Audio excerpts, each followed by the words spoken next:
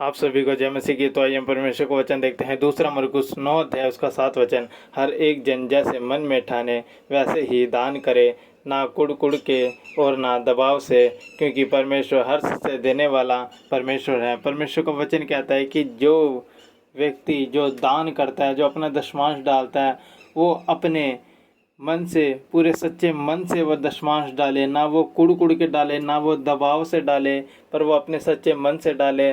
परमेश्वर का जितना बनता है वो उतना परमेश्वर को दे, अपना 10वां हिस्सा परमेश्वर को दे, वो उसके भवन में दे, ताकि परमेश्वर की सेवकाई में काम आए वो दान जो हम बोते हैं परमेश्वर के भवन में।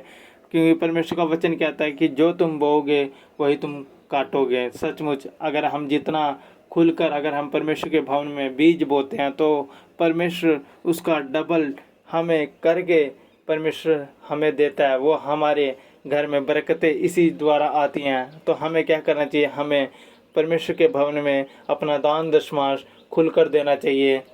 हमें किसी दबाव से नहीं, हमें कंजूसी से नहीं, हमें खुलकर दशमांश देना चाहिए परमेश्वर के भवन में।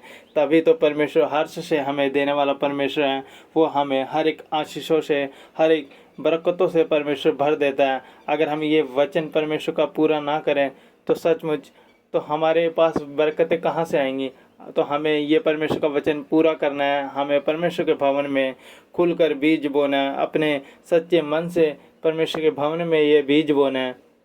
तभी तो परमेश्वर हमें अपनी महिमा से, अपनी करुणा से, अपनी दया से परमेश्वर हमें भर देगा। परमेश्वर क्या करेगा? हम पर अपना अभिषेक कर देगा। परमेश्वर हमें दान से, परमेश्वर हमें हर एक चीज़ से भर देगा।